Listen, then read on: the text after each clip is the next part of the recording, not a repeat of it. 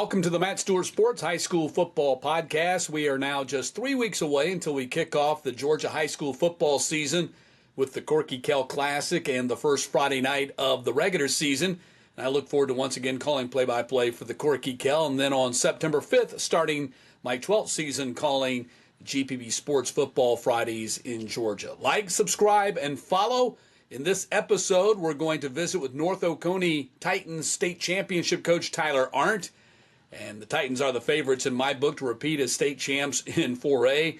Then after that interview, going to drop my preseason AA All-State team, plus have some news and notes. And unfortunately, not all of the news is good news. In fact, most of it is not. But we'll save that for the end of the podcast.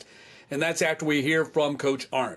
But first, got a couple of big commitments to talk about, big decisions to talk about, not just commitments, since the last time I dropped my podcast. Let's start with 2027 North Cobb four-star Teddy Jarrard, who is rated as high as the number 12 junior quarterback in the entire country. Jarrard committed to Notre Dame, over 30-plus offers.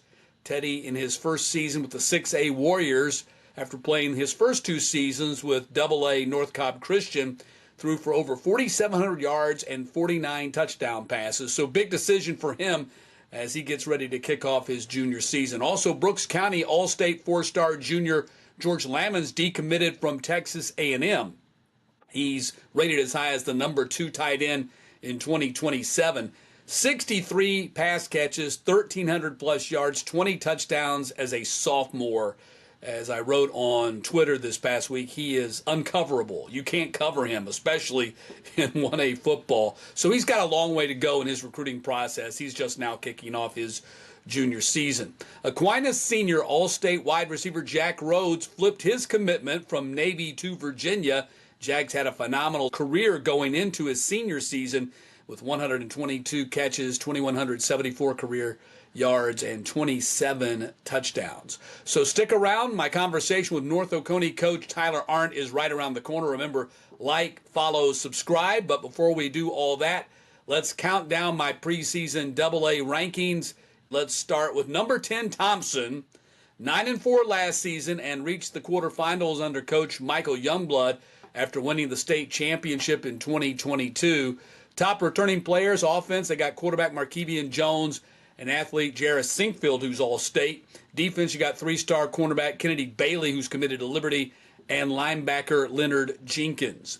Number 9 on my list, I've got Hatefield Charter. They went 8-4 last season under longtime head coach Winston Gordon. After 4 straight seasons playing in 4A, they were state champs in AA in 2019, and they've been playing 4A ball until last season. Top returners on offense include 4-star offensive lineman Chris Booker, who's committed to Alabama.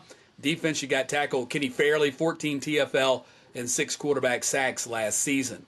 Number 8 on the list, you got Pierce County, 12-1 last season, a quarterfinal finish under coach Ryan Herring. And it's been quite a run with 2 state championships for Pierce over the last 5 seasons and stardom for former quarterback Stetson Bennett, bringing a lot of attention to the program. Of course, Stetson was not part of the last 5 years, but it's big time for the Bears.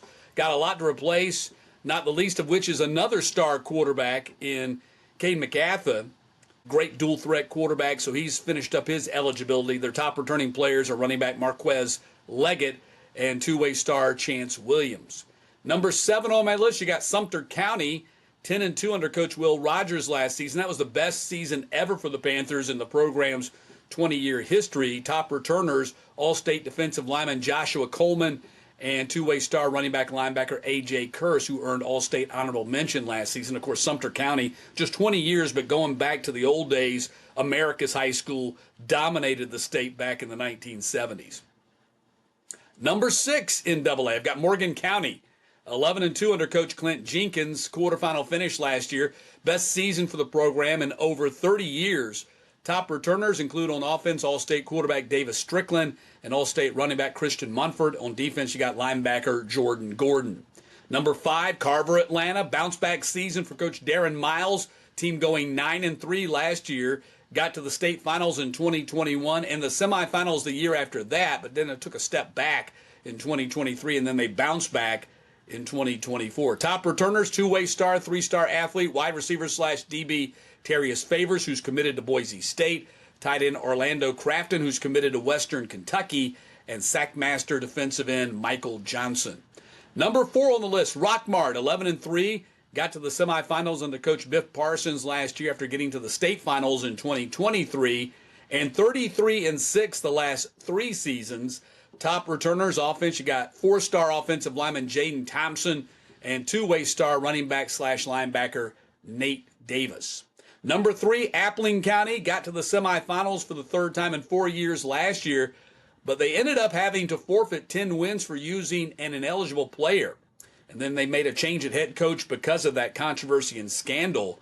So that makes them a little bit of a question mark here in 2025. So you ask, why do you have them at number 3 with all those questions? Well, because they hired Tucker Pruitt from Fitzgerald as their head coach. And Tucker Pruitt's one of the best coaches in the entire state championship coach with the Purple Hurricane. But the other twist of that story is this change did not come until May. So we'll see how this Pirates team reacts to that. They do have some good players coming back, and they got a great coach, so we'll wait and see what happens with Appling. But I'm predicting they're going to bounce back pretty quickly. Number 2, Callaway, 9-3 under Coach Pete Wiggins last season, but got knocked out of the playoffs in the 2nd round. That ended a stretch of playing in at least the quarterfinals for 8 straight seasons, and that run, of course, included a state championship in 2020. They got top returners, 2-way lineman Tyrone Fitton. Offense, they got wide receiver Caden James. Defense, they got linebacker Zay Anderson, who's committed to South Alabama. And number 1 on the list, no big surprise here. Carver Columbus, defending state champs, going 14-1 under Coach Pierre Coffey. He moved on to an administrative position, and in comes one of the greatest players in school history, Jarvis Jones, to be the head coach. A welcome back Cotter kind of situation there for Jarvis Jones, who remember the old sitcom on television. Jarvis Jones, of course, after he starred at Georgia and was a first-round NFL draft pick and a Butkus Award winner, played 4 seasons in the National Football League with the Pittsburgh Steelers. In my mind, there might not be a heavier favorite in any of the classifications in Georgia high school football than Carver Columbus. This team is loaded. Even though they're playing 2-way football, they got more college talent than a lot of 6A teams. Their top returners include on offense, 4-star offensive lineman Parker Pritchett, who's committed to Auburn, 4-star 2027 offensive lineman Terrence Warren. You got 2 4-star offensive linemen on your AA offensive line. 3-star wide receiver KJ Miles, who's committed to North Carolina. Quarterback Matthew Mungeon, who had a spectacular state championship game. 3-star running back Kelston Tarver as well. On defense, you got 5-star defensive end Tristan Gibbons, who's committed to Texas A&M. And you have 3-star safety Antavius Watts, who's committed to Mississippi State. So you get the picture. Carver is stacked. And that's a look at my AA preseason top 10. Time now to welcome in North Oconee State Championship coach Tyler Aurandt. Coach Aurandt is starting his 9th season with the Titans with a record of 75-26, coming off a 15-0 record and 14-7 state championship game victory over Marist back in December.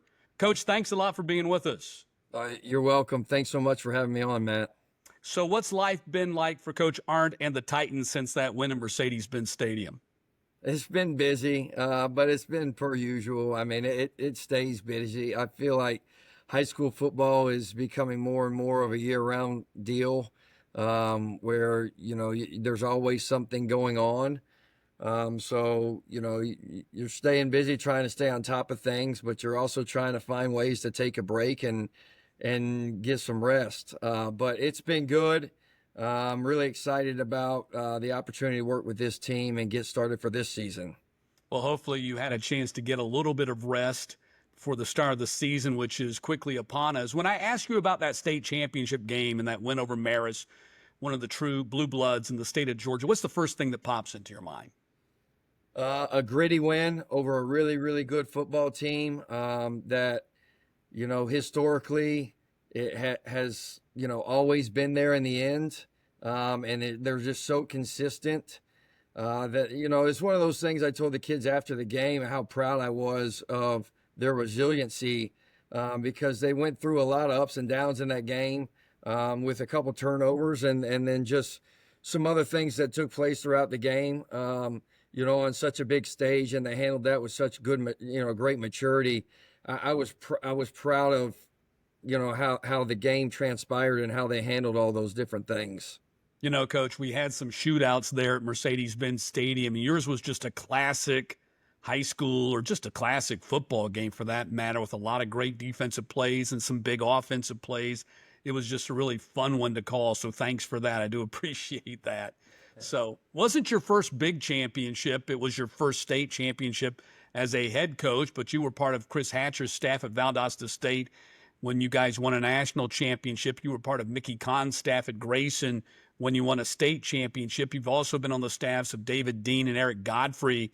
What have you taken away from all those experiences that shaped you into a state championship coach?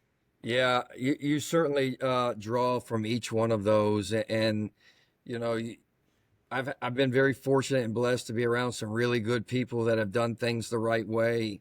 And it started when I was playing for Coach Hatcher, and we won the first one, and just watching how he worked and how he showed up day to day and how consistent he was, and knew how important that was to winning. And then you take things from Coach Kahn, how to build a program and how to run a high school program, which is completely different. And then having a chance to work for Coach Dean, and win a second national championship in Valdosta State. And just the relationship piece of how, to handle players and roster management and stuff like that. And so there's different pieces from every place that I've been. The most recent would have been Coach Godfrey at Parkview. And I just loved the way that he ran the program, and how mindful he was of the players and what they needed each week, whether you need to pull back or you could push on them a little bit, and just kind of learning how the flow of the season goes, and because football has changed. In the 3 years that I was at Grayson to the 3 years when I finished at Parkview is different, and how you manage kids. And I feel like Coach Godfrey did a really good job with multiple sport athletes and how to manage those kids, because we have a lot of those kids in our program, and just giving them an opportunity to be a kid and not be football or whatever their other sport 365 days a year, and being able to draw a line and say, you know what, they're still high school kids. They're 15, 16, 17, 18 years old. You got to give them a chance to just go out and be a high school kid, because it's already hard enough. But then when you keep pressing and pressing and pressing, there becomes some resistance, and you don't want them to leave your program. So you got to find a good balance between the two. And certainly there at North Oconee, you found that balance with state championships in basketball and in baseball. It's been a very dynamic athletic program over the last decade. I haven't released my 4A preseason rankings yet, but spoiler alert, no big surprise. You guys are going to be ranked number one with all the players that you have coming back. You ready to play this schedule? You got a big target on your back. Your non-region schedule is very difficult. You got Oconee County, new and improved Dalton with Chris Pruitt going up there to coach the Catamounts, Clark Central, and Jefferson, and that's before you even get into your region. How have you addressed that with your team that this year North Oconee is the team that has the target on its back? You probably have in the past, but even more so now coming off a state title. Yeah, absolutely. We found a process that works for us, and I don't want to stray too far from that. I think it's very easy to find yourself trying to do more because you expect more from the teams that you're playing. And in the end, that could be, that could hurt your football team. So, you're trying to balance, what it's going to look like week in and week out, because you're going to get everybody's best shot. And we've kind of felt like that for the last 3 or 4 years, that every time we show up for a game, that's what you're going to get from everybody.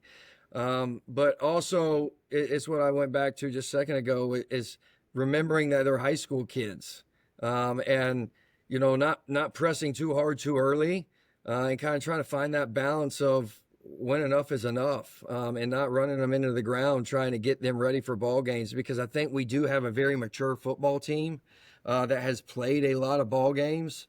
And so this year's going to be a little bit different in terms of the volume, just because you've got so much experience. And then it's just trying to build depth. because if you're going to make a run, you're going to have some depth because there's going to be injuries throughout the course of the season and making sure guys are ready to step in the roles. But, we're excited. We think it helps us to play really good football teams early on. It helps prepare us for what's down the road. And so when you're talking about the first 4 ball games, there's some really good football coaches going to be on the other sideline that know how to prepare their teams. So, it's a great opportunity for us to be tested early on and to see where we're at and then make adjustments moving into region play. No doubt, it should be a very fun non-region schedule. You're 49-3 with no regular season losses since starting the 2021 season. 1-3 and coming off a 5-6 record in 2020. What clicked? What changed so dramatically in your program? That COVID year was difficult. We ran into some adversity and we played a really, really tough schedule. And I want to say we were 0-4 to start that year. And it was about that time where the kids, they kind of found a rhythm. If that's the right word of this is how we want to operate. And then I felt like it kind of bled into the next off season. But that senior class in 2021, much like the senior class in 2018, when we went from 1-9 to 9-3, they didn't like the results from their junior season.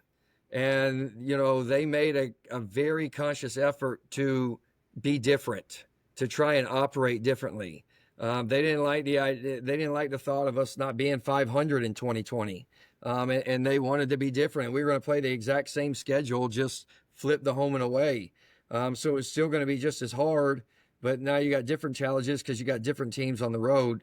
But that's what it was. It was just a commitment from those kids to try and do things differently. But I would tell you the game that really changed the course of our program is when we beat Jefferson. They were number 1 ranked team in the state to win the region championship at the end of the 2021 regular season.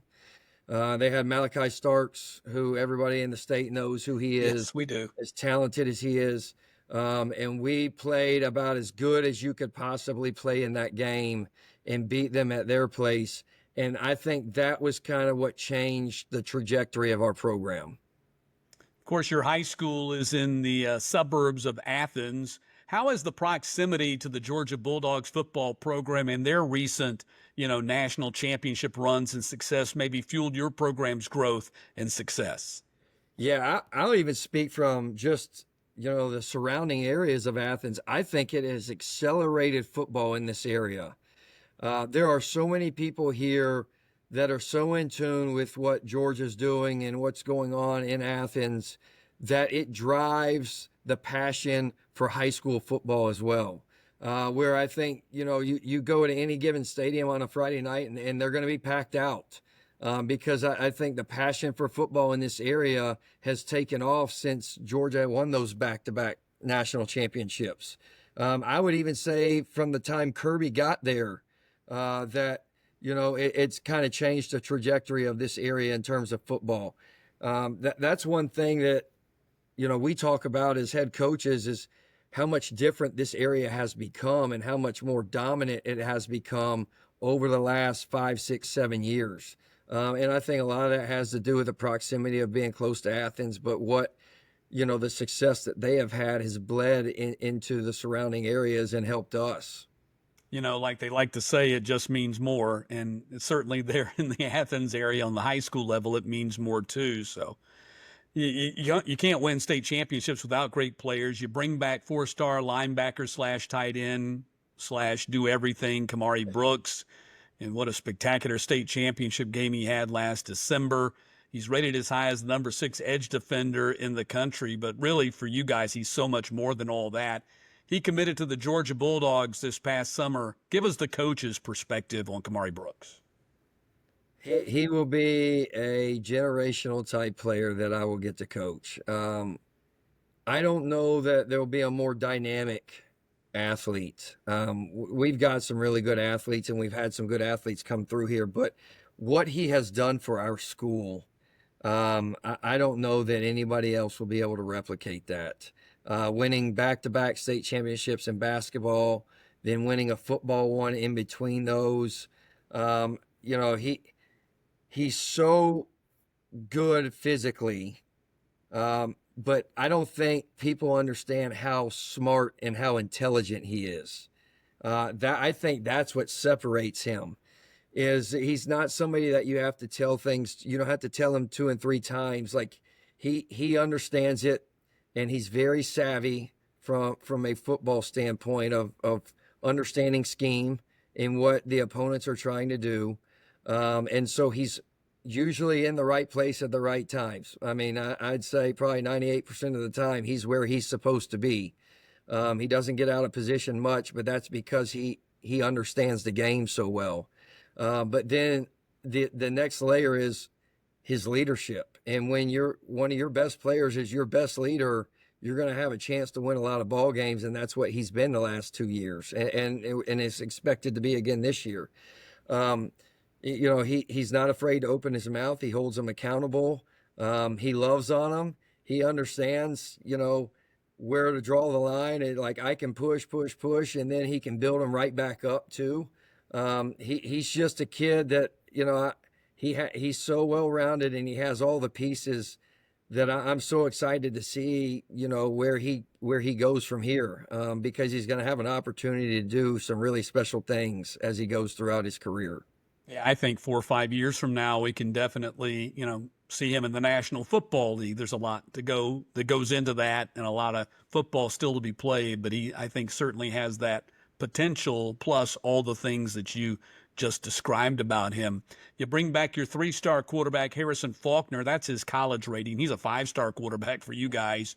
Committed to Georgia Southern in the spring, and of course his dad, Buster, is the OC at Georgia Tech. What have you seen from Harrison as he comes off that state championship and gets ready for his senior season?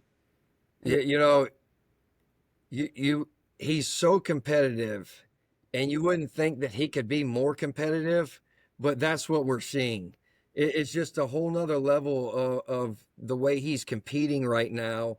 If anybody understands, what's riding on this, in terms of the pressure, the expectation, the desire to go and win ball games again, like it's him, because he's been around football so much. And so like he has raised the level of his play. There's things that he wanted to work on this offseason that I feel like he's been able to clean up and improve, which I think is going to really help him this fall. But man, you're right. He's a 5-star kid. He's a 5-star athlete. I know where they have him ranked at, but Georgia Southern is getting one heck of a football player, and a great kid. And they're going to fall. They're already in love with him, but they're going to really fall in love with him when he gets on campus, and just the way he works and the mindset he takes. And I'll say the thing about those two kids that really sticks out to me is there's no entitlement there. Like they just work their tails off. There's no expectation from either one of them that something's going to be given to them. I looked down there the other day, and they're running the scout team. Like they're in the scout team running plays for our first team defense. And I told them afterwards, I'm like, what are y'all doing? And they were like, Coach, they needed help, and we just jumped in and helped. But that's who they are. And as a head coach, you can't appreciate that more, because it drives the motivation with the other players that, hey, if this guy's doing this, then I need to be doing this. So it helps our whole football team. Yeah, I had a chance to visit with Clay Helton and interview him this past week at Sunbelt Football Media Days in New Orleans, and he's going to fit in well. He'll give a chance. He's going to have a real chance to compete for a starting job ultimately down there in Statesboro. So we wish him the best, but first this year and then into the future. You lose your 4-star wide receiver and nephew, Landon Roldan, to the University of Georgia, but you do bring back 4-star wide receiver and real speedster Dallas Dickerson, who committed to Kentucky this summer. Is it his turn to shine at that wide receiver position? Yeah, they're similar players, but they're also different players, and they have different strengths. And, they were very complimentary last year of one another. And, just kind of feeling our way through what this is going to look like as you start a new season, and trying to get some things in place that, accelerate, our offense and what we're capable of doing. But Dallas is so dynamic. The speed is the first thing that jumps off the page, and when you see him play, he just has the ability to make plays down the field. He catches the ball really well. We've been really impressed. He's going to be asked to play a really big role on defense, much like Landon did last year for us. Going to flip him over and play corner? Correct. And I think he's ready to do that. The one thing is just, and it's with a lot of guys at this level, is consistency of being able to step into a big role, and play a big role every single day, and not, pick and choose moments of, when do I want to go hard? When do I not want to go hard? I mean, that's the hardest thing in high school football, is just the consistency. And he's being challenged because he wants to go play in the SEC. And it's like, hey, dude, this is how we do things. And he's really taken that on. And I've been really, really impressed with him this summer as how he has, molded himself or put himself in a position to have a big year because of how hard he has worked. And that's a credit to him. And so I'm really excited to see, what he's going to be able to bring to the table this fall, being, kind of a featured guy offensively and defensively for us. Going to give you a chance here before we go to brag about a few of the other guys, since we focused on those three. All total, you bring back 9 starters on offense, including 4 on the offensive line, which is a huge recipe for success, and 8 starters on defense, and you have to replace both corners. You already addressed what you're going to do with one of them right there. So what's the message to the team that's been there, done that, and hoping to do it again? Obviously, you don't want them to get complacent. It's driving a desire to be hungry, and helping them understand that, man, this is not going to be given to you. You're going to have to work, and you have to stay hungry. And the hungrier they are, the more we're going to have a chance to be successful. So that's been part of the message. But then it's also, nobody cares. Work harder. That's over with. This team hasn't done anything, and nobody cares right now what you've done in the past. All that is a trophy sitting on a shelf now, and now this team's got to go prove what they're capable of. And that's probably what is the most fun about this for me, is you got a new team with a new group of kids per se, and you're trying to figure out what this team's going to look like and how to motivate this team. And we're super excited about, their opportunities and what we feel like they're capable of, but we got to go play. And like you said early on, you can get everybody's best shot. So you better show up every Friday night, or you're going to get humbled really quick. So, we'll see over the next couple of weeks as we develop and we get in pads where we're kind of at.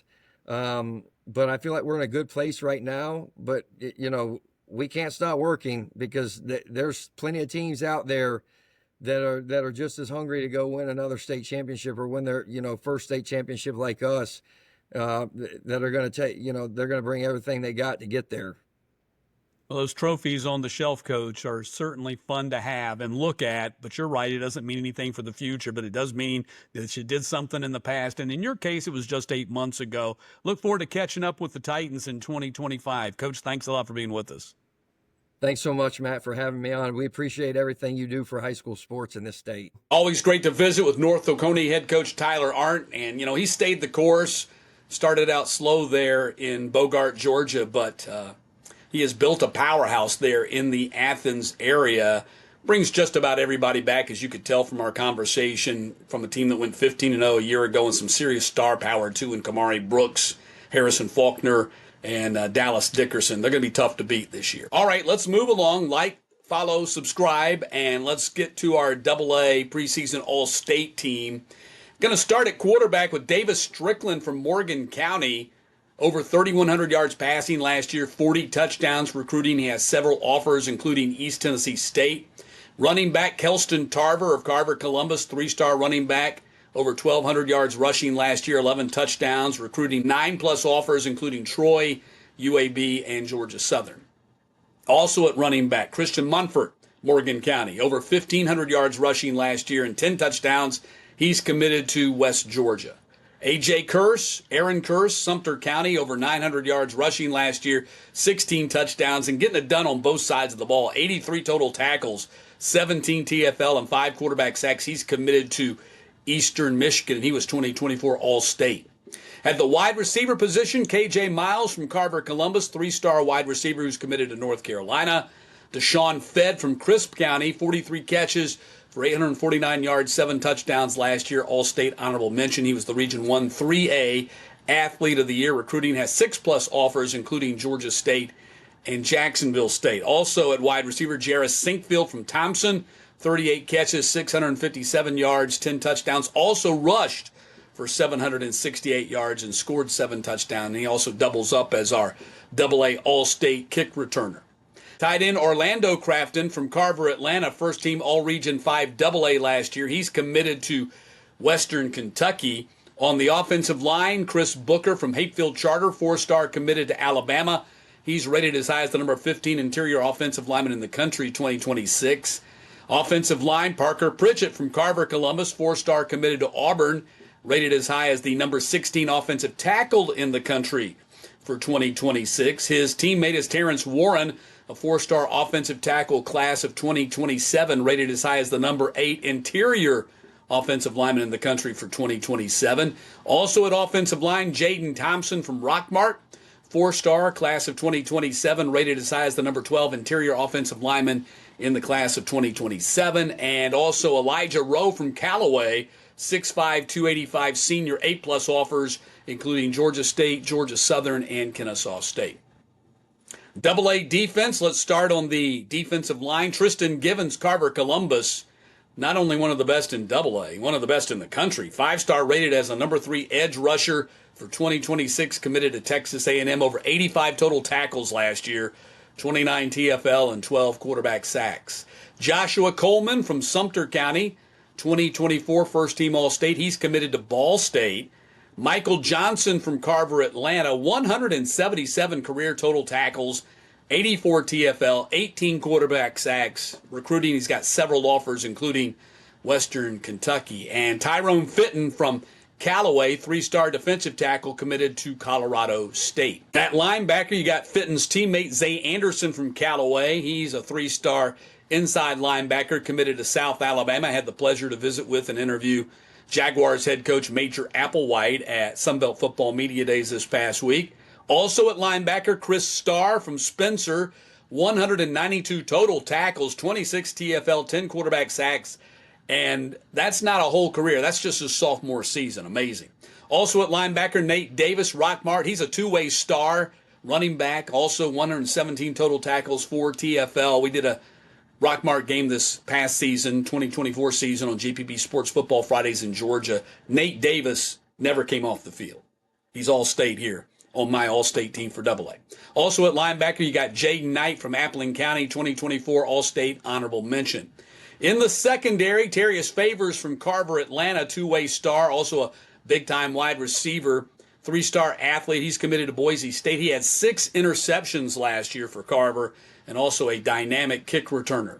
Also at DB, you got Antavius Watts. He's a safety from Carver Columbus, a 3-star committed to Mississippi State, over to 76 total tackles last year, 8 TFL, 4 interceptions, and 12 PBU. At defensive back also, you got Hudson Hewlett from North Murray, 2-way star for the Mountaineers at quarterback and safety, 71 total tackles last year, 4 interceptions, and 7 PBU. And get this, he also rushed for over 1,400 yards and accounted for 12 touchdowns playing quarterback for North Murray. Ty Tillery from Morgan County, 5 interceptions last season as a junior, first team All-Region 2 AA, and he's committed to Auburn to play baseball. He's a pitcher. Special teams, you got place kicker Luke Waters from Stevens County, 2024 first team All-State. Cole's kicking 4.5 stars. Number 5 in Georgia. Offers include Wofford. He's 18 for 21 in career field goals. And at punter, you got Brooks Moore from Cook, 2024 first team All-State. Cole's 5-star punter, ranked number 8 in the country. He's been offered by Georgia State and Georgia Southern. Before we close out the podcast, got some news and notes to share, and unfortunately, it's not all good news. Perhaps by now you've probably heard the horrible news that came out of Carroll County this past week. Carrollton Trojans three-star running back Kamari Farmer, who was committed to Liberty, and Bowdon all-region running back slash linebacker Josh Davis, who had a huge game in their third consecutive state championship victory back in December, have both been charged with murder, along with another 15-year-old teen whose name has not been released because of his age. Carrollton police say the three shot and killed a 46-year-old man. Just a terrible story, and really nothing to say here about football because it's so inconsequential at this point in regards to what's going on with that story. More somber news. Arabian Mountain High School is mourning the death of player Micah King. He reportedly passed away after suffering a medical emergency during practice. Per GHSA rules, it was a helmet, no pads practice. Announcement on the cause of death is still pending, but our prayers are with Micah's family, his friends, his teammates, and coaches. Just tragic. And the Georgia High School Association is cracking down on multiple transfers. You might have heard this already, but we go back to this story because they made the rule official this past week. They had to vote on it twice, and they did. They made it official that any athlete who transfers twice after the ninth grade has to sit out a year. The rule goes into effect August 1st, but is not retroactive. Any athlete who falls under this rule after August 1st can make a hardship appeal to the GHSA, but the governing body has reportedly toughened the rules so as to make a hardship appeal difficult. So that's no doubt going to be met with applause by a lot of people, and it's also going to cause some consternation for other people. Wait and see how that rule plays out. All right, that's going to do it for this edition of the Matt Stewart Sports High School Football Podcast. Hope you enjoyed this episode. If you did, hit the like button, hit the subscribe button, hit the follow button if you're watching on YouTube or listening on Spotify, listening on Apple, listening on iHeart, wherever you're accessing this podcast. Looking forward to our next podcast. We'll have another big-time coach on, and we'll be hitting the 3A and probably the 4A preseason rankings and all-state teams when we do that. I'll be out of town most of next week calling the Little League Southeast Regional Baseball for ESPN. Looking forward to doing that. Do that every summer. It's such a pleasure to watch those kids play.